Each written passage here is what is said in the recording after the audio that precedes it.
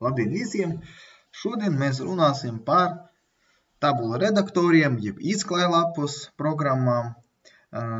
Tās ir programmas, kurās pamatā ir tabulas un kurās parasti var veikt dažādas aprēķinus, sagatavot dažādu tipa tabulas dokumentus, veidot dažādas diagrammas. Principā tādas programmas ikdienā ļoti bieži izmanto, piemēram, tādā lietās kā grāmatvedībās, tur, kur nepieciešams kaut ko sareiķināt. Principā pastāv vairākas tāda tipa programmas, un konkrēti, ja mēs runājam par Microsoft Office, tad tā ir programma Excel. Tātad programma Excel verās vaļā šādi. Tātad viņa ir attiecīgi sava ikona. Principā visi šo programmu noteikti ir dzirdējuši, vismaz par viņu noteikti ir. Un tad, kā mēs redzam, šīs programmas tātad darba vieta sastāv no šūnām, tātad kolonnas un rindas. Un mēs šeit varam redzēt, kā katrā šūnā tātad attiecīgi veidojas savas adrese katrai šūnai, kura veidojas no konkrēti kolonnas nosaukuma un rindas numuru. Tad sanāk, piemēram, šūnas adrese ir D2, piemēram, ja? Un tas, ko mēs redzam šeit iekšā, tas ir tā saucamais kursors. Un kursors Excelī strādā divos režīmos, kā šūnas atlases kursors. Ja, šeit viņam ir tāds aktīvais stūrītis. Vai arī teksta rediģēšanas kursors, ja mēs noklikšķināsim iekšā šūnā divas reizes, dubultklikšķis, tad mēs redzēsim šo te teksta ievedes kursoru. Tātad gluži tāpat, kā mums bija teksta redaktori. Pie tam gribu īpašu jūsu uzmanību veltīt tam, kad kamēr tiek rediģēts teksts, jeb šādā te veidā notiek tā darbība, Excelis, tāda pati programmas rīki, visi paliek neaktīvi. Kāpēc? Tāpēc, ka viņa gaida, kad jūs pabeigsiet teksta rediģēšanu. Tātad teksta rediģēšanu var pabeigt, nospiežot tausni Enter, tad akceptējot izmaiņas, vai, ja es, piemēram, tagad kaut ko gribu izmainīt, pielikt citus burtus, ja es uzspiežu tausni Escape, tad man atcelsies šīs izmaiņas. Kā redzat, Enter vai Escape. Abos divos gadījumos rediģēšana beidzas, un arī tātad šīs te teksts šūnā paliek. Nākošais. Ja es kaut ko vēlos izdzēst no šūnas, es izmantoju to pašu delete taustiņu, vai arī starp citu varat izmantot backspace, bet backspace atkal darbojās tādā veidā, ka viņš dzēš ārā tekstu, un līdz ar to atkal Excelis pāriet teksta rediģēšanas režīmā. Ja? Tad par to vienkārši jāatcerās. Nākošā lieta, runājot par pašu programmu, tad mēs diezgan līdzīgā veidā varam redzēt arī daudzus rīkus, kas arī pārnākuši no Microsoft Word. Daudzi rīki tik tiešām ļoti līdzīgi, cevišķi iet runa par noformēšanu, teksta noformēšanu, jeb rakstzīmju noformēšanu, tas ir gan fonta izvēle, treknraksts, līpraksts, pasvītrojums, dažādi apmales instrumenti, tātad teksta krāsas, fona krāsas, otrādi, teksta krāsa ir šī, un šī ir fona krāsa. Un, protams, arī rakstzīmju fonta izvēle, lielums, un arī dažādi līdzināšanas, teksta līdzināšanas rīki. Ja, bet, protams, Excelī ir arī atšķirīgi instrumenti, kuri mazliet atšķirās, kā piemēram šāds te. Šīs instrumenta grupa, kas nodarbojas ar skaitļu noformēšanu. Tātad, ja Wordā mums nebija tāds teiciens, kas skaitļu noformēšanas Excelī, skaitļus var izvadīt dažādos veidos. Un daudzas citas lietas, kuras, protams, atkal līdzīgas. Tātad viscauri ir viena kopējā tabula, kurai var arī gan ievietot kolonas, rindiņas, noņemt un tā tālāk. Kopumā, runājot par programmas darbību, tad arī šeit ir cilnes tā saucamās, ja, jeb tās sadaļas, kuras var klišķināt.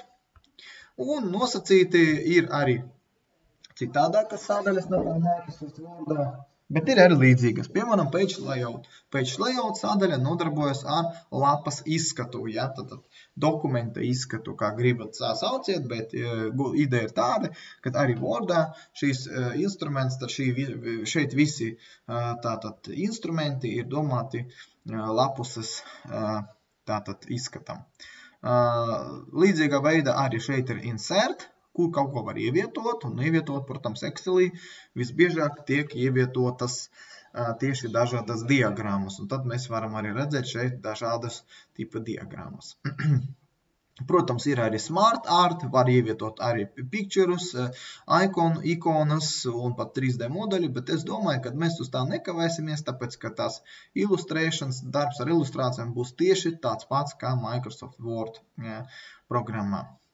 Home cilmē, protams, šeit mēs redzam tos visbiežāk lietotus instrumentus, un starp citu arī Excelī var meklēt un aizvietot tekstu, un ar to nodarbojas šīs instruments, kas saucas Find and Select, un šeit ir vairāki to instrumentu režīmi, jā, kā piemēram Replace, un noteikti jau kaut ko tādu jūs esat redzējuši, un arī Excelī to visu pašu var darīt.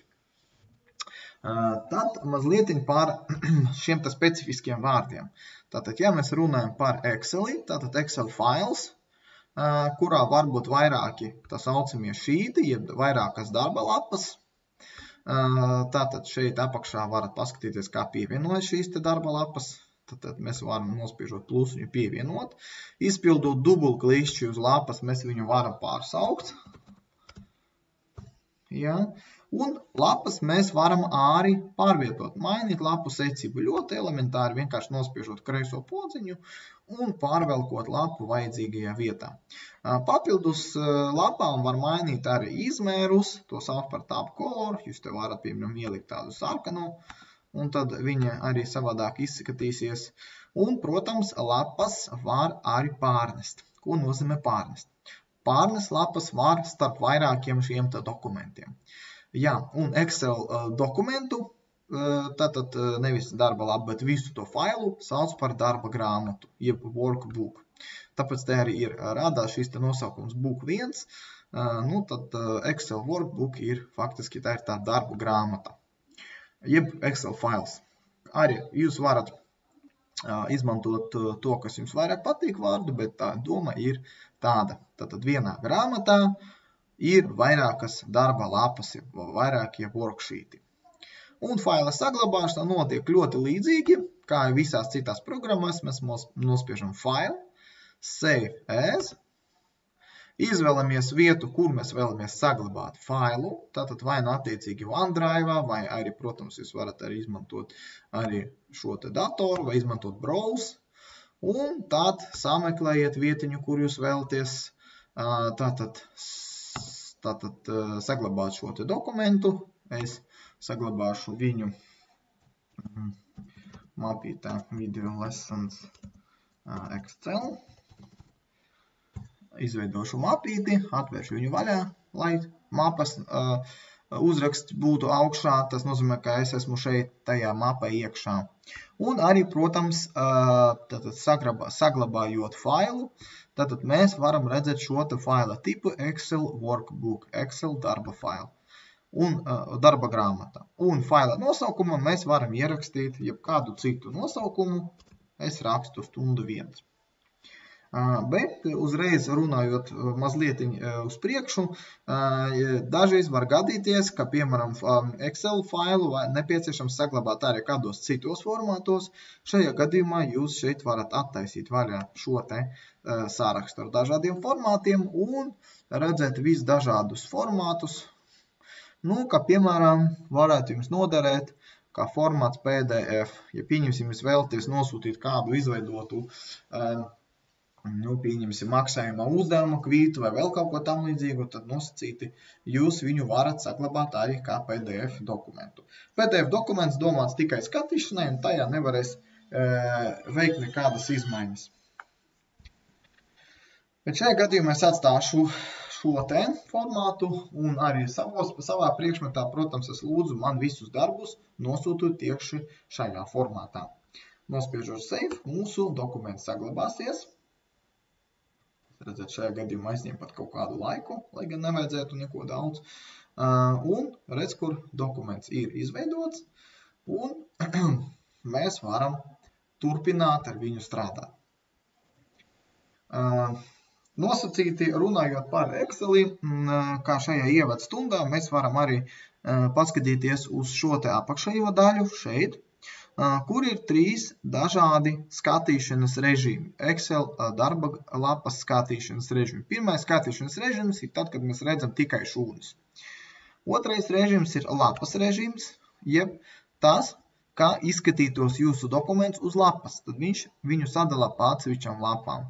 Un redzēt, Excelī var veidot saturu, plānot gan horizontāli, lai viņš iekļaujas vairākās lapās horizontāli. Tas nozīmē ļoti gara tabula, piemēram, no kreisās uz labo pusi. Vai arī vertikāli uz vairākām lapām. Un pēc tam, kad mēs ar jums mācīsimies veidot, sagatavot Excel dokumentu drukai, tad mums būs tas jāņem vērā, ka Excelis var strādāt gan horizontāli, gan vertikāli uz vairākām lapām. Un šeit, protams, parādās šie te